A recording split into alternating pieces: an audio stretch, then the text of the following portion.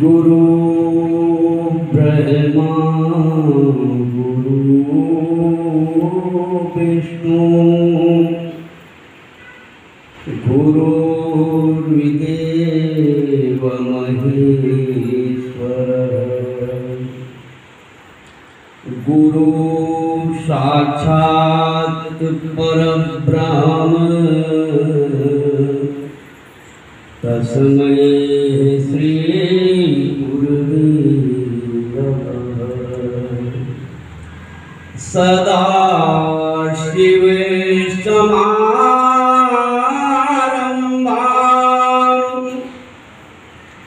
शंकराचार्य मध्यमां शंकराचार्य स्वामी नरेन्द्रानंद सरस्वती पर्यन्तां वन्दे श्री गुरु परम्परां। जयन्ती मंगला काले भद्रकाली कपालिनी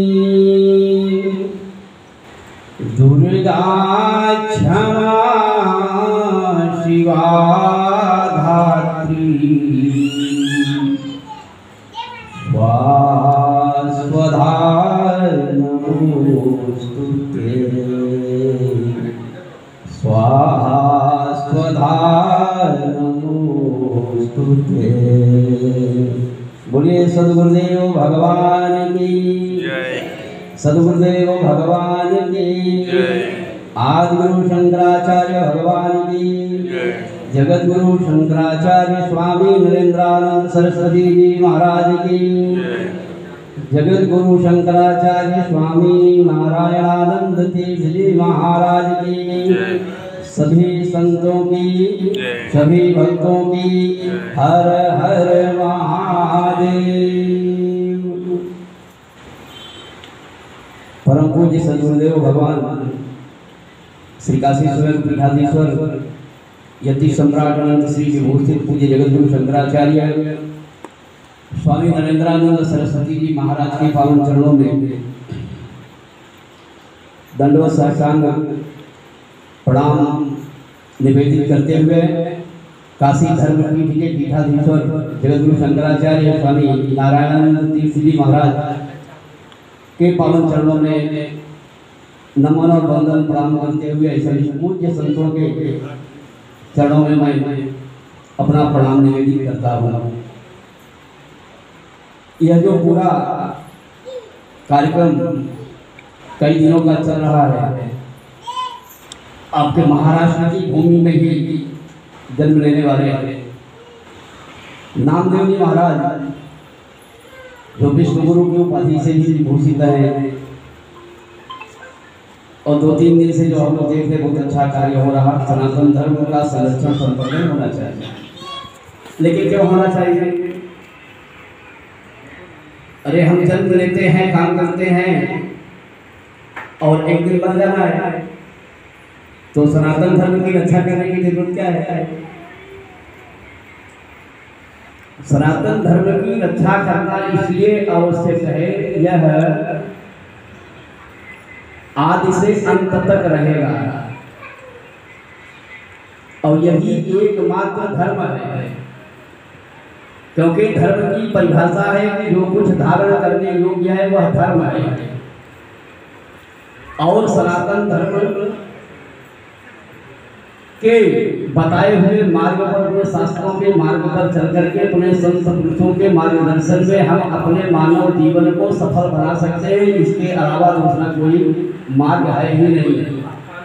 और दूसरा जो सबसे बड़ा कारण है सनातन धर्म को बचाने का, उसको संरक्षित और संवर्धित करने का, उसका सबसे बड़ा कारण है यदि आपको भारतवर्ष को बचाना है तो सनातन को ही बचाना पड़ेगा।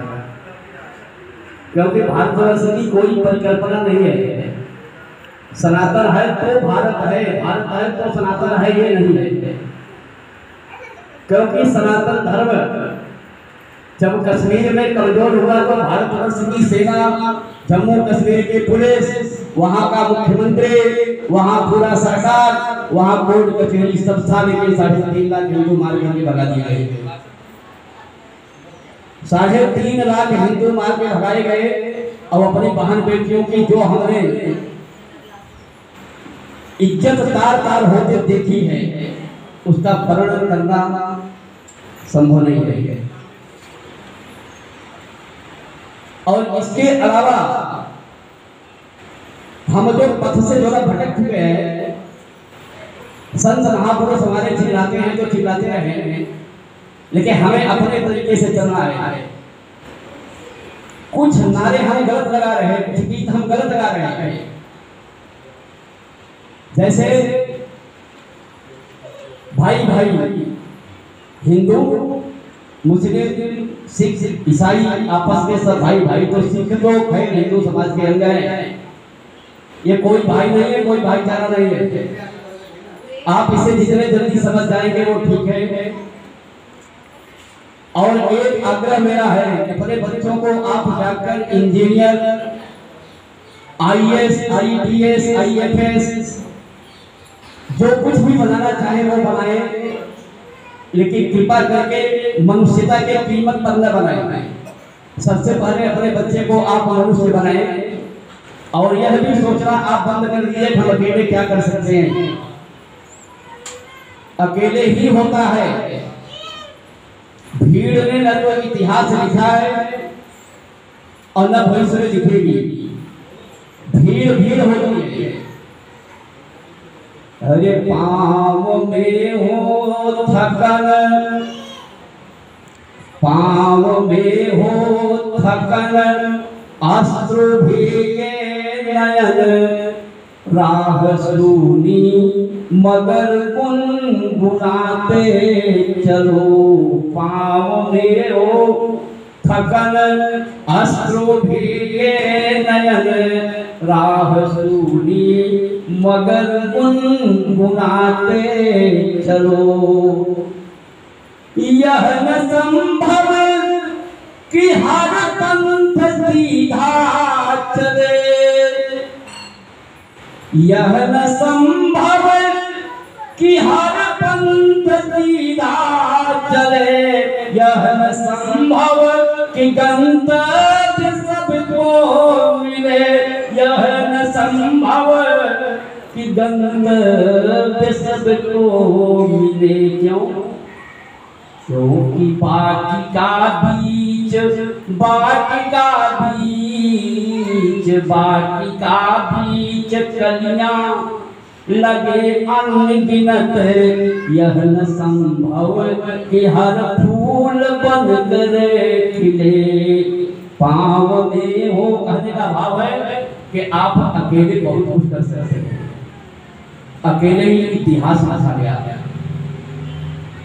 अकेले भगवान श्री राम ने उस समय के महान आतंकवादी के विजय पाई।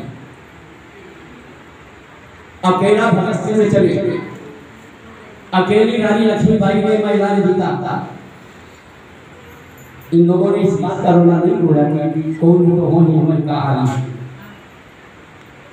कौन तो हो ही हमें कहानी, चेरी छोड़ तो हो गई रानी राम के मानस में है। लेकिन हमने इसे अपना मूल ग्रंथ बड़ी कायरता के कारण से बना दिया, क्योंकि हर आदमी अपने हिसाब से चीजों का व्याख्या कर लेता है, अर्थ लगा लेता है। एक दासी कह रही है कि कौन भोज हमें कहानी, हमने इसे मूल मंत्र मान लिया, हमारी बड़ी आस्था है, इस कारण से लिखा। लेकिन उत्तरकांड में जो लिखा है वो हम नहीं मानते, उसे पढ़ना नहीं चाहिए। और उसे किसने कहा है वो हमारा आराध्य है, भगवान शिव ने कहा है, वो कहा है उसे जरा पढ़िए। वो कहते हैं कि जब न दंड करो छठौरा वो की बात होगा। इसलिए चीजों को किस संदर्भ में कहाँ क्या लिखा गया है, कहाँ क्या पढ़ा जा रहा है, कहाँ पे क्या बताया जा रहा है, उसको समझ करके तब जाकर के आप जीवन के अपने पथ को तय करिए।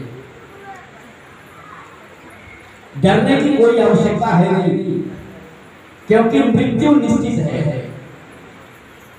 और कुछ हम अपने जीवन में कर पाएंगे, करेंगे कि नहीं करेंगे, कोई घटना मेरे साथ घटेगी नहीं घटेगी, लेकिन एक घटना निश्चित है कि एक दिन मेरा यह शरीर पूरा हो जाएगा, यह मरना होगा, क्योंकि जन्म लिया है। और जब जन्म लिया है तो जन्म तो सभी का होता है, जन्म सभी का होता है, अवतार किसी का होता है। मरने को लाखों मरते हैं पर नाम किसी का होता है। जन्म सभी का होता है, अवतार किसी का होता है, मरने को लाखों मरते हैं पर नाम किसी का होता है। इस कर्म भूमि में कर्म हेतु दो तरह के मानव होते हैं। इस कर्म भूमि में कर्म हेतु दो तरह के मानव होते हैं, एक जिंदा रहकर मरता है, एक मरकर जिंदा रहता है। एक जिंदा रहकर मरता है, एक मरकर जिंदा रहता है। ऐसे बहुत से लोग आए जो 100 वर्ष की जिंदगी जिए, उन्हें कोई नहीं जानता। इसलिए 80 वर्ष और 100 वर्ष की निरर्थक जीवन जीने से अच्छा है कि थोड़ा सा भगत सिंह की जिंदगी, स्वामी विवेकानंद जी महाराज की जिंदगी जी जाए। और वास्तव में सनातन धर्म की संकट है और अंतरराष्ट्रीय संकट है, और राजनीति के भरोसे नहीं होगा। यहाँ आकर के मुझे बहुत अच्छा लगा है, ऐसे महान विभूति का फोटो लगा हुआ है, उनसे कुछ सीखिए। महाराष्ट्र की धरती है, ये बलिदानियों की धरती है। यही कि एक माँ ने जिसका छोटा सा बच्चा था, दाई खिलौने लाई था, कहानी जानते लोग, सिर्फ पूरा नहीं बताऊंगा, जान लेंगे। दाई ने बड़े चाव से, बड़े प्रेम से खिलौने उसके लिए लाया था खेलने को, और माँ ने वो खिलौना फेंक दिया कि मेरा बेटा इन खिलौनों से नहीं खेलेगा, वह तलवार और भाले से खेलेगा। ये इतिहास है, ये महाराष्ट्र का। बाकी लोग वार्ता कर रहे हैं इन इस्लामिक आतंकवादियों से, कट्टरपंथियों से, जो मानवता के शत्रु है, जो मनुष्य है ही नहीं। बहुत अच्छा लगा था कि एक बार अमरनाथ की यात्रा मुसलमानों ने रोकने का प्रयास किया था, तब ये बाला साहब ठाकरे उस समय जीवित थे और उन्होंने कहा था कि हाथ जोड़ने की कोई आवश्यकता नहीं है मेरे मूर्खों के सामने, बस इतना ही बताओ कि यदि अमरनाथ यात्रा रुकी तो हज यात्रा फिर भूल जाओ, नहीं होगी।